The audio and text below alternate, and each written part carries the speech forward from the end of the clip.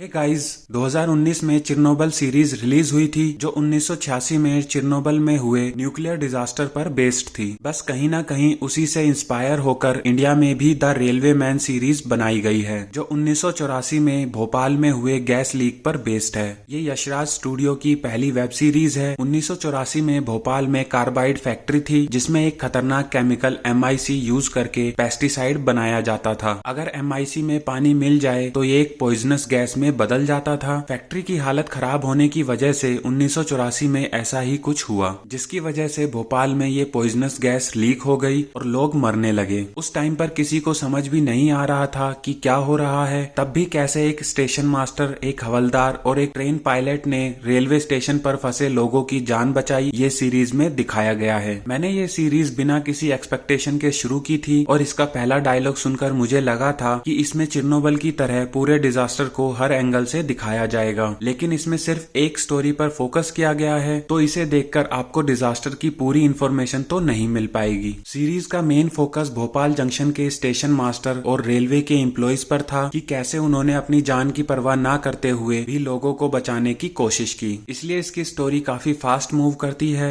और कोई भी सीन लंबा या बोरिंग फील नहीं होता। काफी सीन्स तो ऐसे हैं जो आपको इमोशनल लेवल पर इतना अफेक्ट करेंगे कि आपकी आंखों में आंसू आ जाएंगे। और इसके एंड में उस टाइम की एक्चुअल फोटोज और वीडियोस भी दिखाई गई हैं जिन्हें देखकर आपका दिमाग ही हिल जाएगा। इस सीरीज को देखना चाहिए उन ऑर्डिनरी लोगों के लिए जो दूसरे लोगों की जान बचाकर हीरो बन गए लेकिन उन्हें कोई नहीं जानता। इसमें सब प्लॉट्स भी दिखाए गए हैं जो मेन स्टोरी के सामने वीक नजर आते हैं। सब प्लॉट्स को यूज करके इसमें कुछ चीजें दिखाने की कोशिश की गई है, जैसे कि क्या गवर्नमेंट ने लोगों को बचाने के लिए सही स्टेप्स उठाए थे, क्या इस डिजास्टर को होने से रोका जा सकता था, या फिर डिजास्टर होने के बाद भी लोगों को किस तरह बचाया जा सकता था। ये सीरीज आराम से इन सब प्लॉट्स को डिटेल में दिखा सकती थी। अगर ऐसा होता तो ये सीरीज और भी ज्यादा अच्छी लगती, लेकिन फिर शायद इस सीरीज का नाम द रेलवे मैन नहीं होता। सीरीज में टोटल 4 एपिसोड हैं और हर एपिसोड 1 घंटे के आसपास का है, तो आप इसे आराम से वीकेंड पर बिंज वॉच भी कर सकते हो। इसका बैकग्राउंड म्यूजिक बहुत अच्छा है और एक अनईजी सी फीलिंग देता है। इसकी वजह से हर सीन की सीरियसनेस भी बहुत ज्यादा बढ़ जाती है। इस सीरीज को बाकी सीरीज से ऊपर रखा जा सकता है सिर्फ इसके एक्टर्स की एक्टिंग की वजह से,